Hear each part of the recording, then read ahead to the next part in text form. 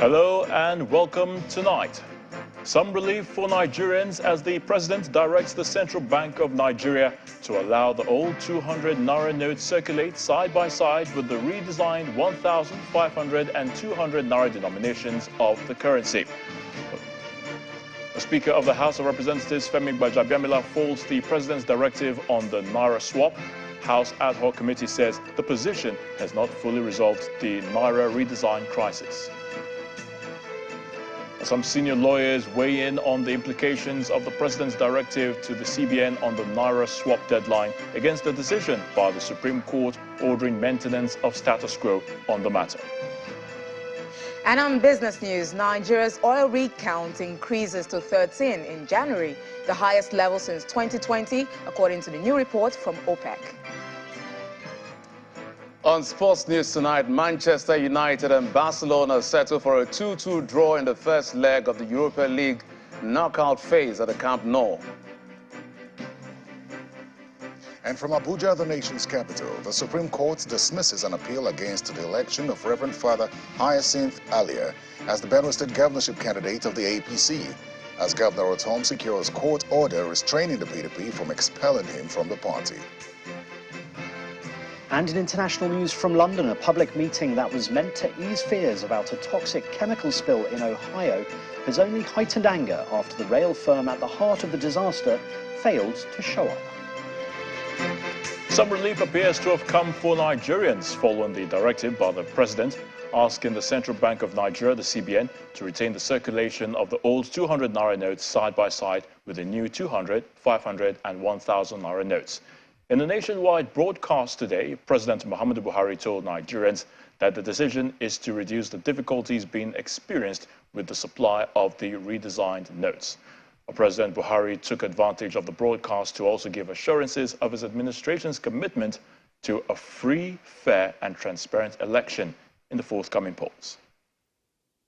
My dear compatriots, It's a departure from the norm and an unusual national broadcast by President Muhammadu Buhari. But current happenings in the country, especially the impact of the Naira note redesign policy by the central bank, calls for his intervention, and the president begins by empathizing with citizens. I am not unaware of the obstacles placed on the path of innocent Nigerians by unscrupulous officials in the banking industry, entrusted with the process of implementation of the new monetary policy.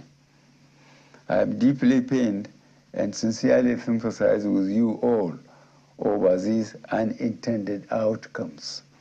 To stem this tide, I have directed the CBN to deploy all legitimate resources and legal means to ensure that our citizens are adequately educated on the policy.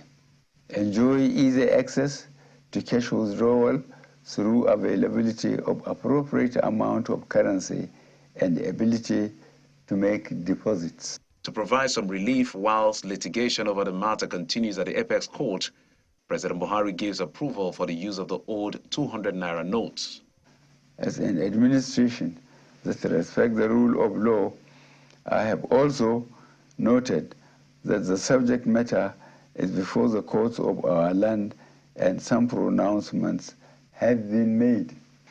To further ease the supply pressures, particularly to our citizens, I have given approval to the CBN that the old 200 Naira banknotes be released back into circulation and that it should also be allowed to circulate as legal tender with the new 200 Naira, 500 Naira, and 1,000 Naira banknotes for 60 days from February 10th, 2023 to April 10th, 2023, when the old 200 Naira notes ceases to be legal tender.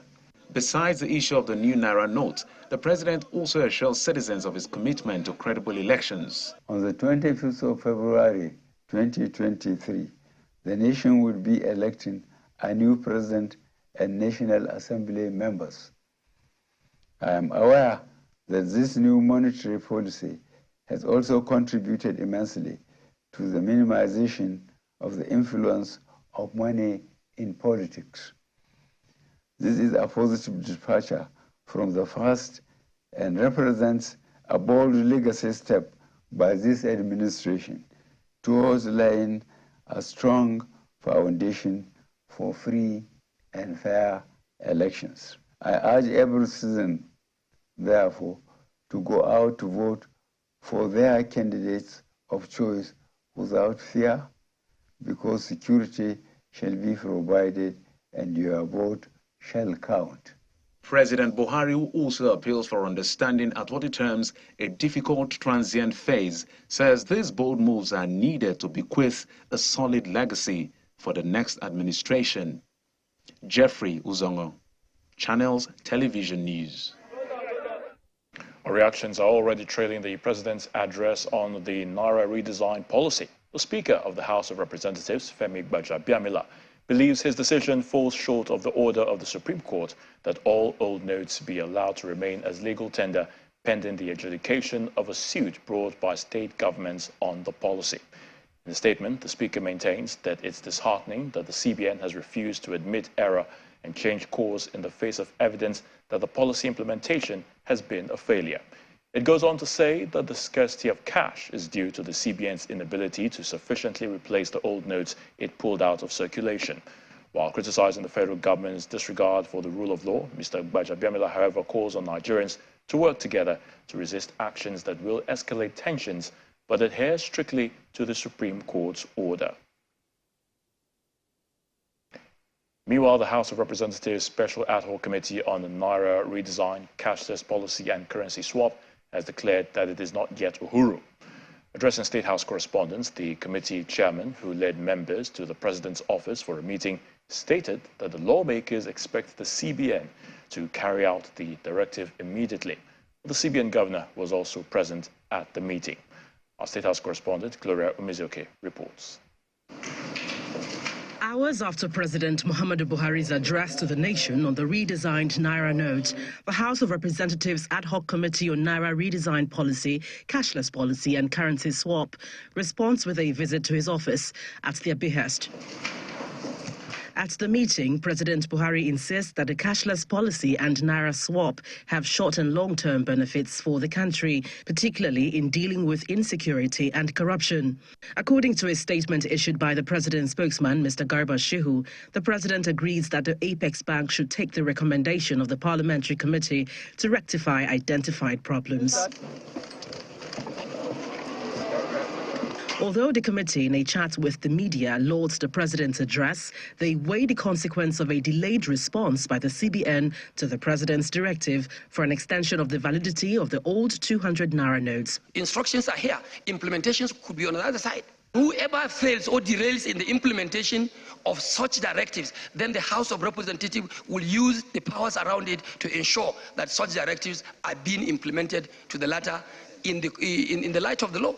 The committee chairman also questions what he describes as an ill-timed cashless policy capable of starving their chances at the 2023 general elections. The law has provided for us the amount of money we need to oversee our election process. You need to pay your agents in the villages where you don't have ATM machines.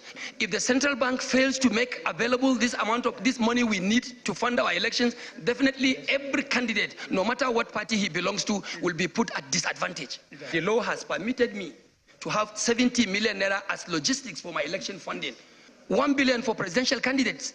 I need to have this 70 million naira in hard copy. Separately, the CBN governor appeals to Nigerians for patience.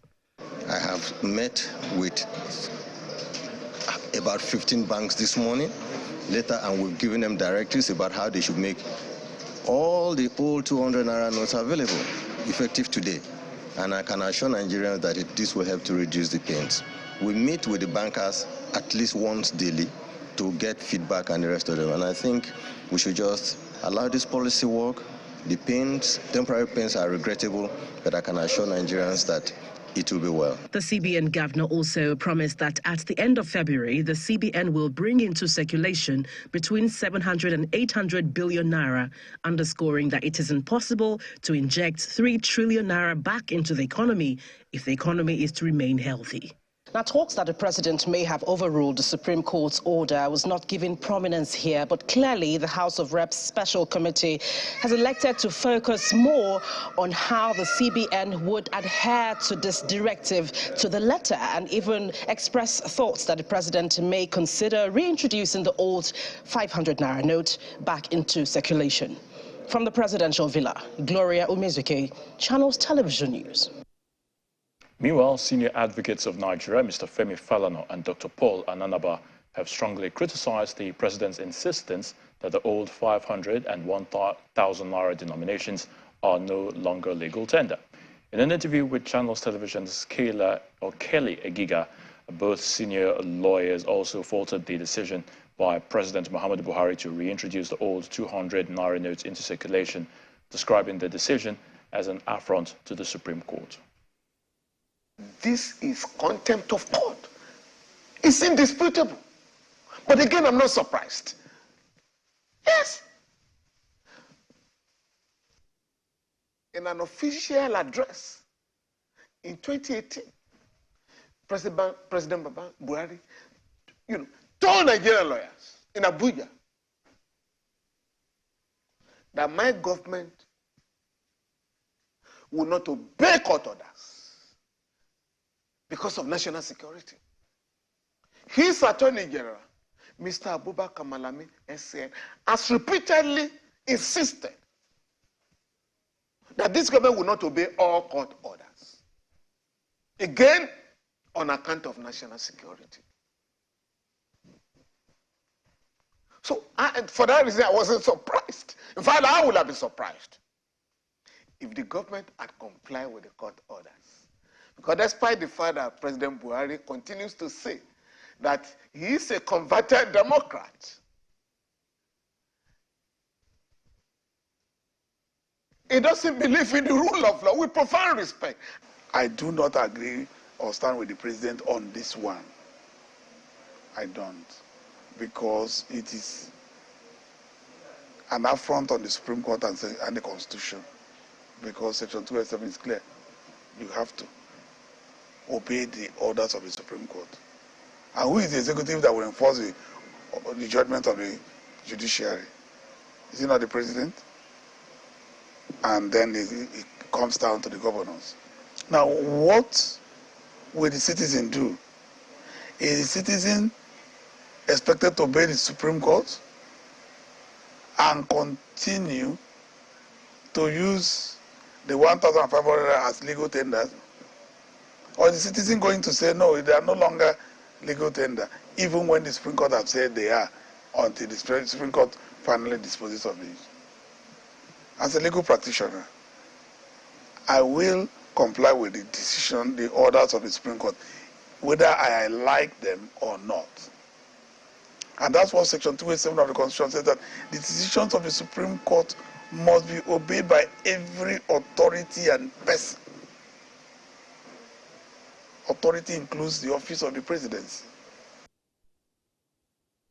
Staying with the president's broadcast, the professor of law and the former chairman of the Nigerian Human Rights Commission, Professor Chidi Odinkalu, appears to see the issue in a different light. In an interview on our program, The 2023 Verdict, Professor Odinkalu explained that the CBN is not violating any law by its action on the Naira redesign policy and its implementation. He says politicians are pushing their luck too hard based on self-interest. On this matter, I think Buhari is fighting for the last thing a government must fight for. And on that, he is well within his rights to do so. I don't think it is proper for state governors to go around issuing orders countermanding a president on exactly the thing that a central government cannot negotiate: money and currency. And quite frankly, what the governors are doing in this matter verges on treason. You cannot be telling a president to yield up his authority over currency systems. That is not negotiable at all. President said that much because he linked this matter to free and fair elections. Why would the president be linking this matter to free and fair elections if we're not talking about cash to buy elections? About this? the fact of the matter is these politicians who are jumping up about this don't have public interest in view. And Nigerians are suffering, okay? But also Nigerians are willing to endure this if it is the price they have to pay to ensure that whoever wins fairly on the 25th of this month becomes president. In part two, after the break, Governor Nyesom Wike slams federal government for not allowing all old Naira notes circulate side by side with the new ones. It rules out reconciliation between the G5 and PDP leadership. To join us again. Welcome back. If you just joined us, you're watching the news at 10 on Channels Television, live from Lagos. A reminder of our main stories. Some relief for Nigerians as President Muhammadu Buhari directs the CBN to allow the old 200 Naira notes circulate side by side with the redesigned 1,000, 500 and 200 Naira denominations of the currency. Speaker of the House of Representatives Femi Gbajabiamila faults the President's directive on the Naira swap. House ad hoc committee says the position has not fully resolved the Naira redesign crisis. Some senior lawyers weigh in on the implications of the President's directive to the CBN on the Naira swap deadline against the decision by the Supreme Court ordering maintenance of status quo on the matter. And US President Joe Biden says he has no regrets ordering the downing of a Chinese balloon off South Carolina.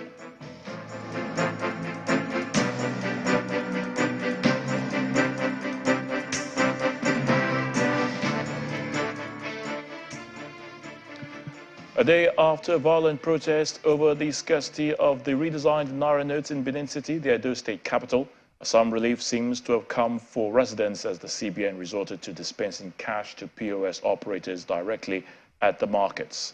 Well, the CBN says the move is to mitigate the challenges of getting cash in the absence of banking operations, which according to the controller of the Edo State office of the CBN, Mr. Rena Jumbo, will likely resume next week. A day after the violent street protest against the scarcity of new Naira notes, normalcy has returned to the Kingsway axis, and the road leading to CBN is cordoned off.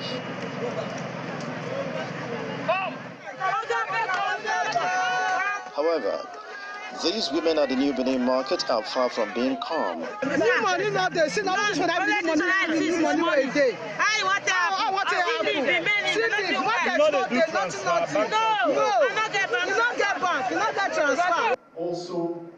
At the government house, the state government, POS operators and the Apex Bank are in a meeting to provide succor to residents. As a state government, we want to see how we can help you facilitate further interaction and also reach out to our people to calm them down and also to reduce their suffering. Your Excellency, in fact, they called me that they are not going to open because a lot of their facilities were damaged. Some may likely open tomorrow, others will likely be on Monday because of the level of damage. So the POS people will be a veritable tool. Governor Godwin Obaseki is a witness to the cash disbursement at the CBN office. It takes the opportunity to see the damages to nearby financial institutions. What about access to destroy that one?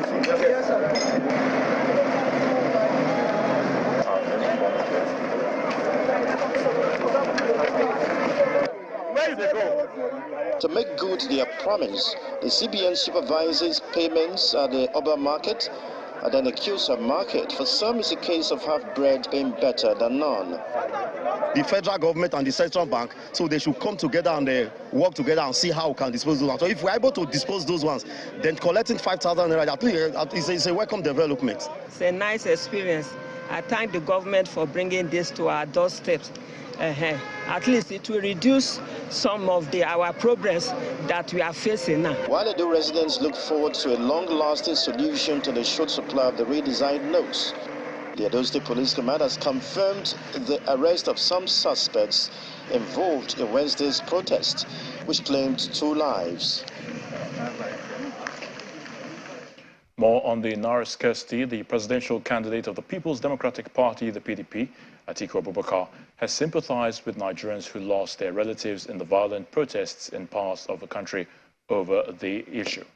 Now, the former vice president, in a statement, maintained that the crisis was conceived by the ruling All Progressives Congress APC and comes as a result of the frustrations of Nigerians arising from what he terms the maladministration of the APC administration in the past 7 years. Quote, "Truth be told, the crisis that we are witnessing today was conceived, given birth to, and nurtured by the ruling APC. Indeed, it was long in coming." He urged Nigerians to be calm and not let their frustrations manifest into violence. The River State Governor Nyesom Wike is also criticizing the federal government for not obeying the Supreme Court judgment asking the CBN to allow all the old denominations circulate side by side with the new ones. During a media chat in Port Harcourt, the River State capital, Governor Wike floored the argument that the Naira exchange policy will curb vote buying in the elections. Until that out of court settlement is done, we must respect the decision of the Supreme Court. Until that settlement is carried out, then they'll go back to the court and say, look, we have settled. There's no need again for us to be in a court. And then it will be taken down that, yes, out of court settlement is allowed. Until that is done, there's nothing anybody can do about it. So the issue of only 200 notes still to be in circulation, for me, is neither here and nor there.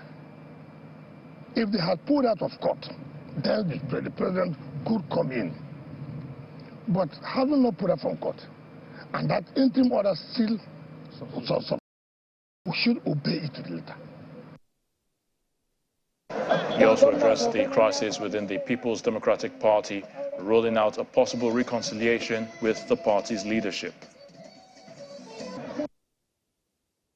Is it time enough for you to still, make final last-minute deals? No, we can't do that again. It's over.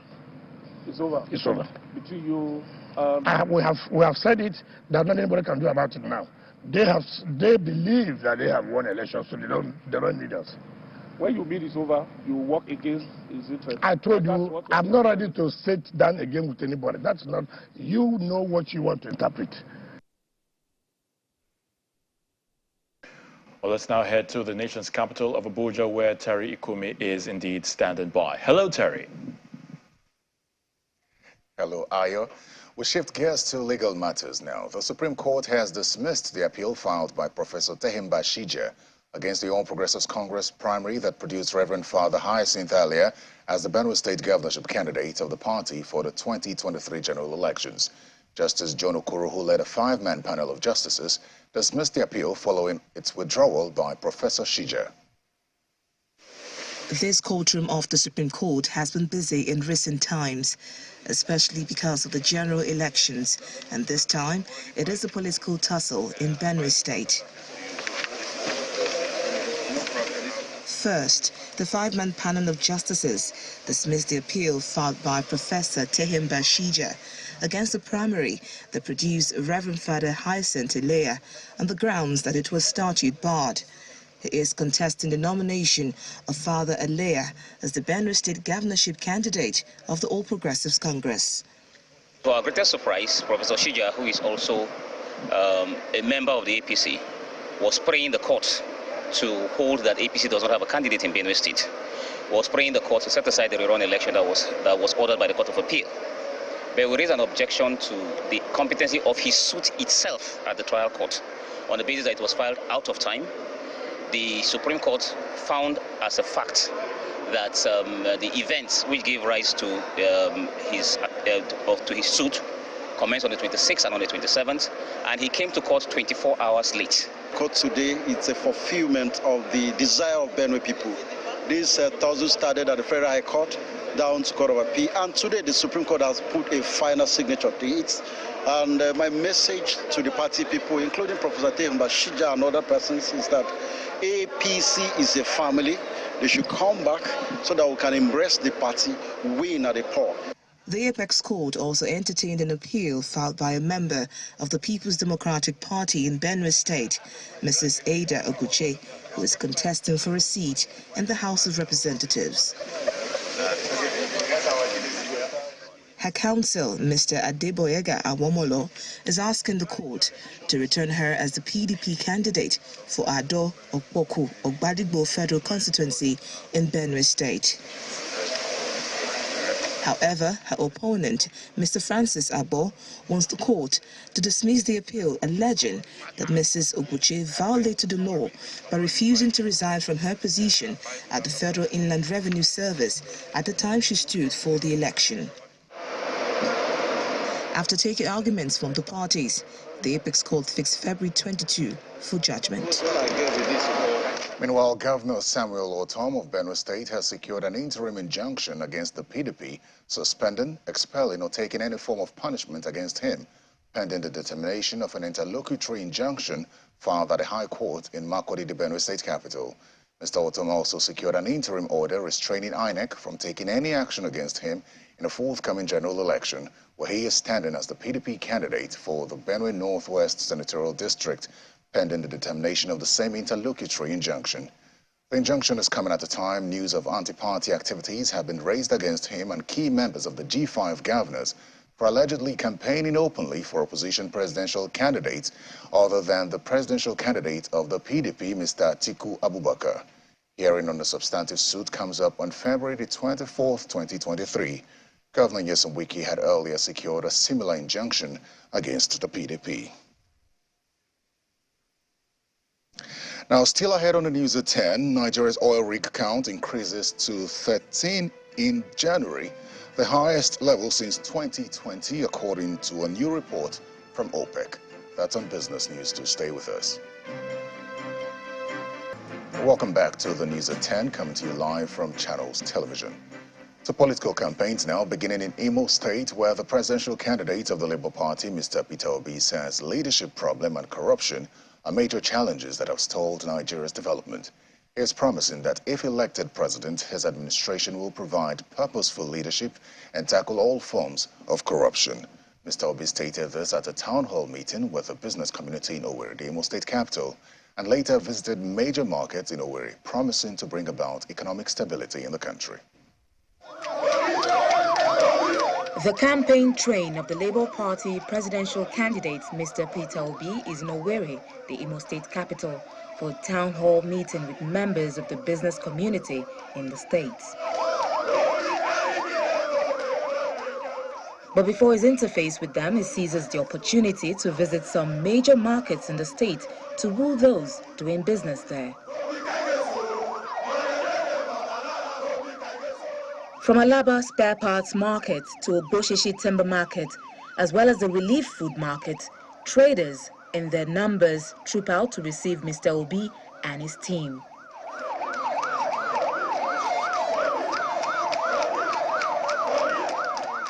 He later proceeds to the venue of the town hall meeting, where members of the Imo business community welcome him.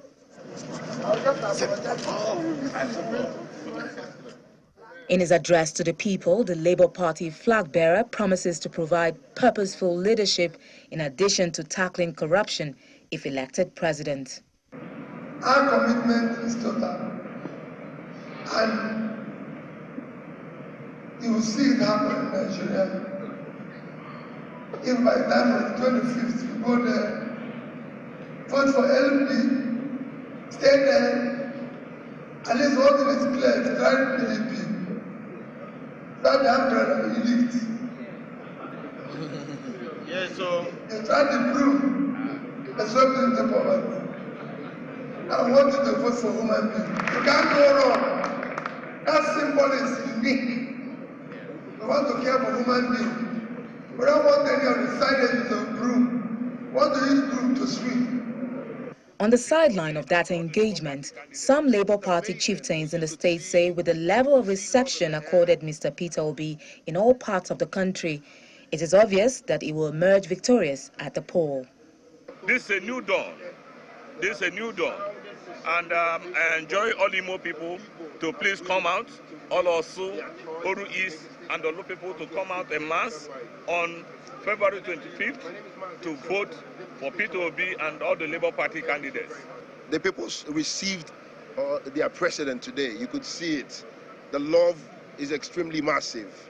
Meanwhile, the clock ticks to the D-Day, in this case, February 25, and political parties and their candidates are crisscrossing the country, wooing voters and giving reasons why they should be voted for.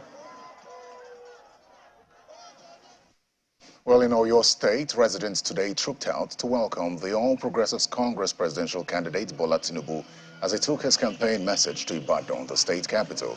The APC presidential candidate was in the ancient city to solicit for votes ahead of the 2023 presidential election. Before the rally, Senator Tinubu visited the Oyo State Governor, Seyi Makinde, as well as traditional rulers from the southwest.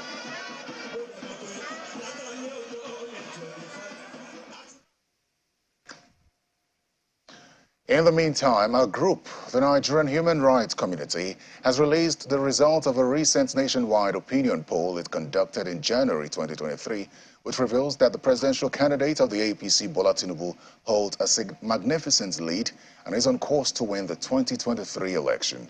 The group states that the poll also confirms a two-horse race for the second position between the PDP presidential candidate, Atiku Abubakar, and Labour Party presidential flag-bearer, Peter Obi, while Senator Rabiu Kwankwaso of the New Nigeria People's Party comes a distant fourth, with all other contestants scoring an insignificant total. According to the poll, Senator Tinubu's lead is sizable but not unassailable in Kebbi, Bauchi, Katsina, Plateau and Rivers states, because the largest concentration of the undecided voters reside in these states, and there is a rise in disaffection with the ruling party in the states. A detailed analysis and the heterogeneous nature of respondents sampled suggests that there is an indication that the forthcoming presidential election is between three major candidates of the APC, PDP, and the Labour Party, but with Tinubu as the most dominant and widely accepted candidate. And that's all from Abuja. It's back to you, Ayo. Many thanks, Terry, for that one. Back in Lagos, the Inspector General of Police, Usman Alkali-Baba, says that 310,973 police personnel comprising conventional policemen, mobile police, special counter-terrorism unit, special forces, intelligence response team, and other sections of the police will be deployed for the elections, alongside over 93,000 personnel from other security agencies. He made this known during the weekly ministerial briefing at the State House. The Nigeria Police will deploy 310,973 personnel for the election security operations. This will comprise of conventional policemen, the mobile policemen, the special counter-terrorism unit, the special forces, intelligence response team, and other sections of the police.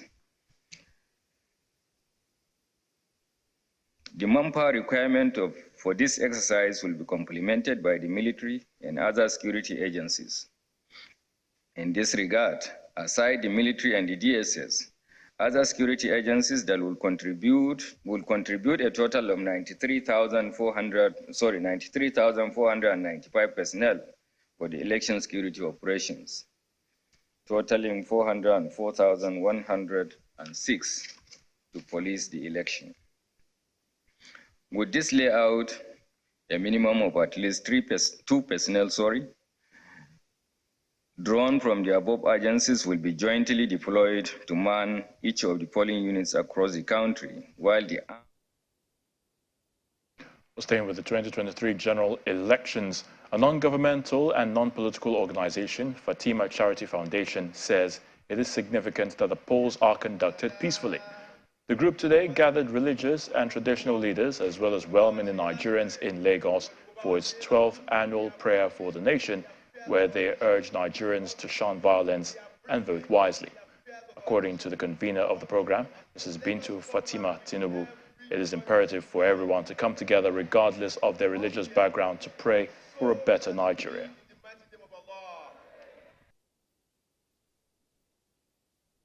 Nigeria will soon be heading to the polls to elect a new government, making it the 24 years of interrupted democracy. You will all agree with me that God has been our help and sustaining grace as country and people.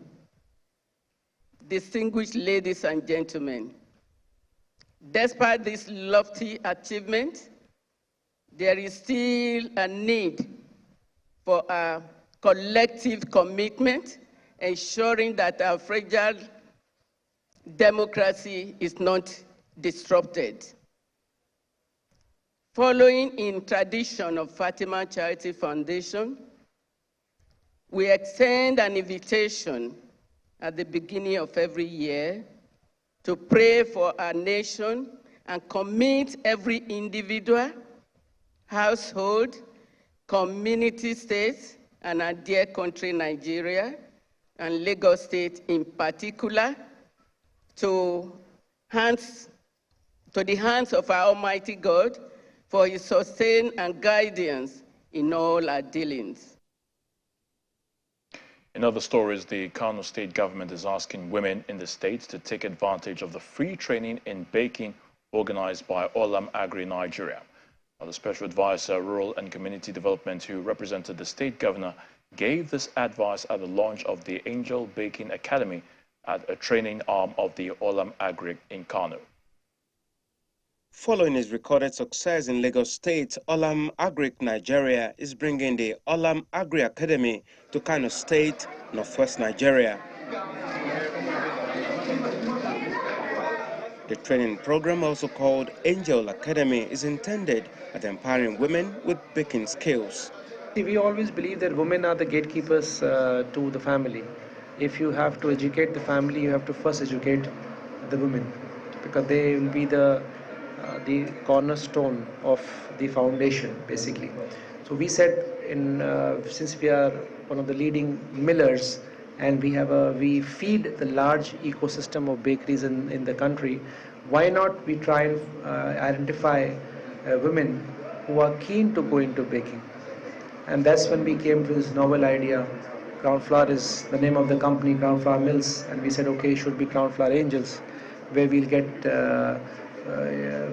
women who are keen to start a new business, and they can start by learning a new skill, which is baking.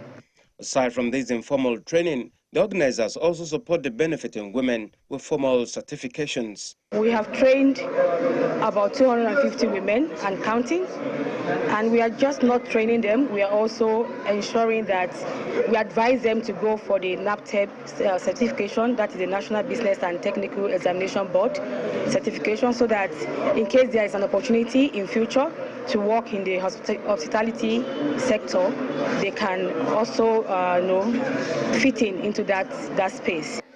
The Kano state government says is impressed with the company's effort and want others to consider the state for initiatives such as this. Most companies are coming to Kano State for the good security and brotherliness that the government has been on it. With our royal father, with the contribution of our royal father seated here, and the government of Kano State. You can see Kano State is the most peaceful state in the whole nation. So we are obliging all companies to come to Kano State and to come and open their businesses here.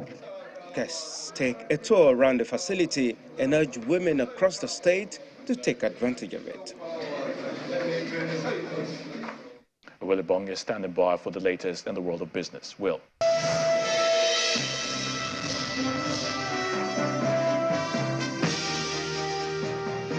Thanks, Aya.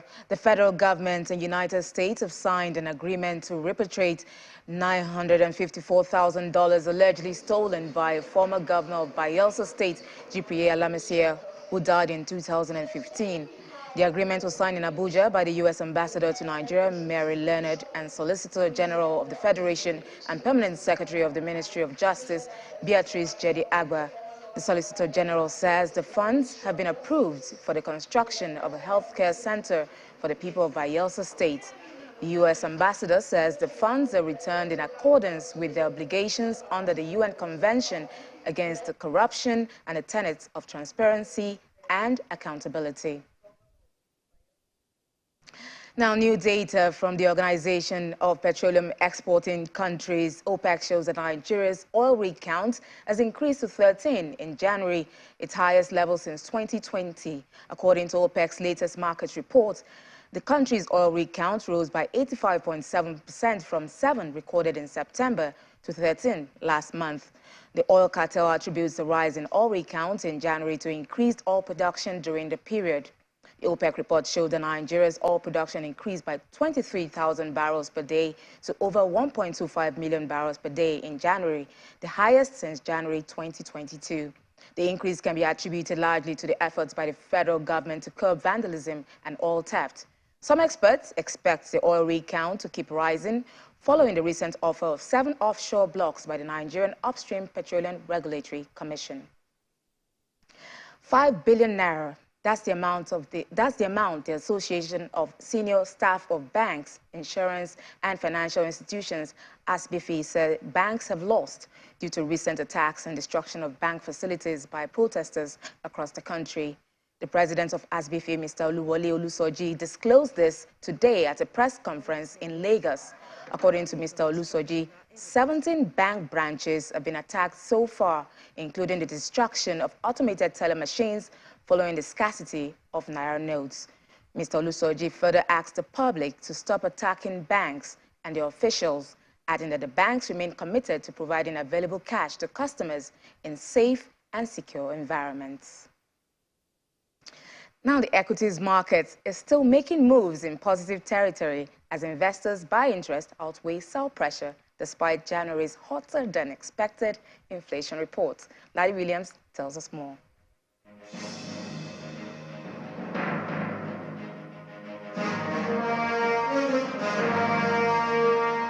Hello and welcome to the Stock Market Report, where we have another positive close for the 4th trading day of the week. And it's another, I call it a blip this time, marginal gain again, 0.03, not convincing enough, but we're still around that 54,500 level, trying to getting deeper there slowly, but we'll take that, 0.03, that's what we have today. Market cap, 29.696 trillion. Let's look at the activity chart. It's still red, just like yesterday. We see volume there. That's down about 17.28%. Today, deals also down, losing that 3K level deeper, 2006. Maybe watching out for 2005 at this point. Let's look at the sectoral performance. We see it's just consumer goods there, the biggest gainer, 0.14%, thanks to profit from Honeywell Flour Mill and Guinness and Dangote Sugar, all adding to the share prices there, bumping this counter up. And now we see oil and gas, that's down marginal, 0.02. So it's like a marginal day today, but it's still a positive market breadth, 17 gainers to 15 losers. Hope the bears don't spring a surprise tomorrow. And that's the Stock Market Report. I'm Larry Williams. It's back to you. That's all on business news. It's back to you, Ayo, for the rest of the news at 10. Many thanks, Will. U.S. President Joe Biden says he has no regrets ordering the downing of the aerial objects in its airspace off the coast of South Carolina 2 weeks ago. The White House had claimed the first object was a Chinese surveillance balloon that may have spied on its sensitive military sites, but Beijing denied the allegation, saying the balloon was a weather ship blown off course. Here's Simon Puzzi on other international news and around the world in 5. Good evening and welcome to the channel's studios here in London with your international news around the world in 5. A public meeting that was meant to ease fears about a toxic chemical spill in Ohio has only heightened anger when the rail firm at the heart of the disaster failed to show up.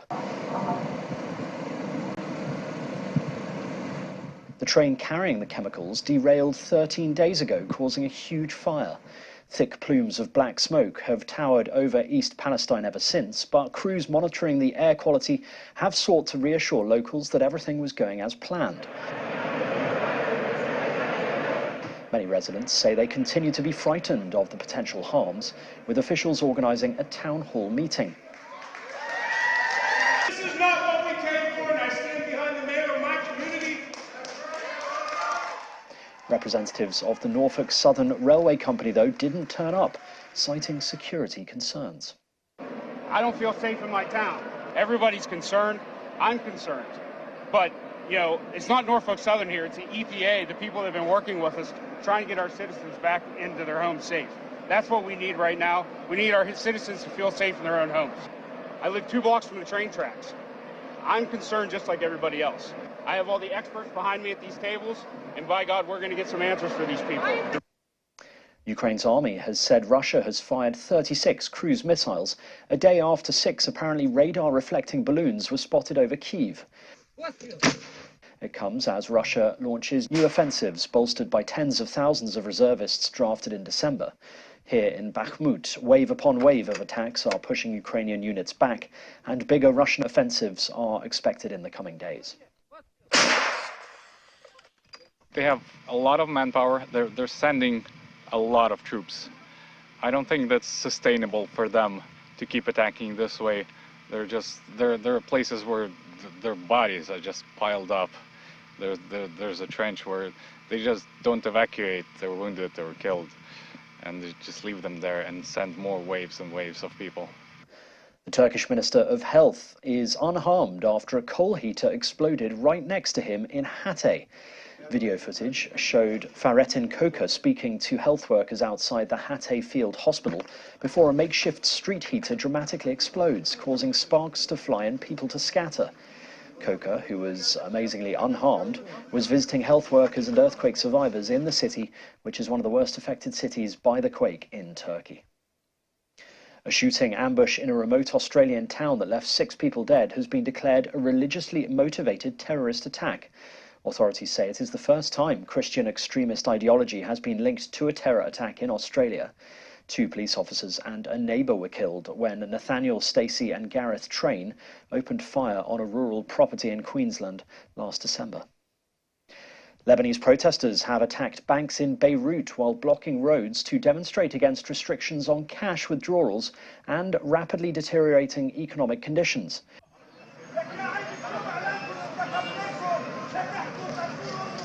At least 6 banks have been targeted as the Lebanese pound hit a new record low on Thursday.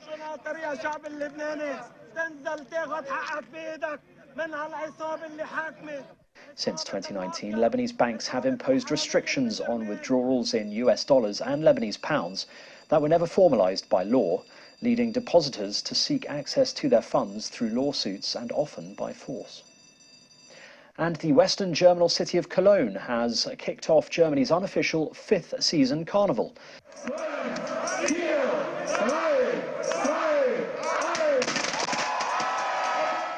A guard of honor in traditional carnival uniforms shot confetti out of toy guns, while the audience dressed in costumes cheered loudly. The carnival's maiden, prince and peasant, a tradition since at least the 1820s, waved to the costumed people collectively swaying to the music. This year sees the 200th anniversary of the Cologne Carnival and a return to the celebrations after a 2-year pause. And that's your international news around the world in 5. Now back to the Channel's studios in Lagos.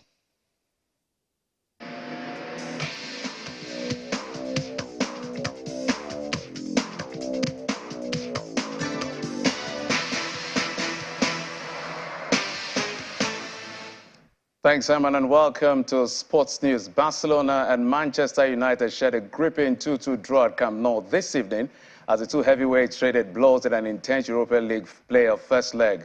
Marcos Alonso sent Barcelona in front with a header, but the superb Marcus Rashford drilled home to level for the visitors and helped force Jules Koundé's own goal, which gave United the lead. Rafinha's cross flew in to pull Barcelona level, and they might have won the game, hitting the post late on, while the hosts also wanted a penalty after Fred appeared to have handled the ball in the box.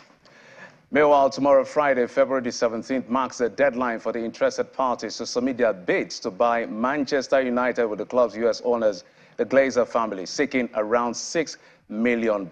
Earlier this week, it was reported that Qatari investors were preparing to make a bid to buy the Premier League club. Now, the Super Falcons head coach Randy Waldrum says the 1-0 loss to Mexico in their opening match at Revelation Cup is a learning process for the team as they continue preparations for the Women's World Cup. The Falcons, who have now lost 6 straight games, will hope to bounce back from the defeat when they face Colombia in their second game this Saturday in the Four-Nation Tournament. An association aiming to promote clean cycling says it is concerned after 29 cases of doping were recorded in the sports last year. The Voluntary Movement for a Credible Cycling is an organization comprising teams and cyclists that operate stricter rules against doping. And that's it on Sports News. Back to Ayatunde for the rest of the news at 10.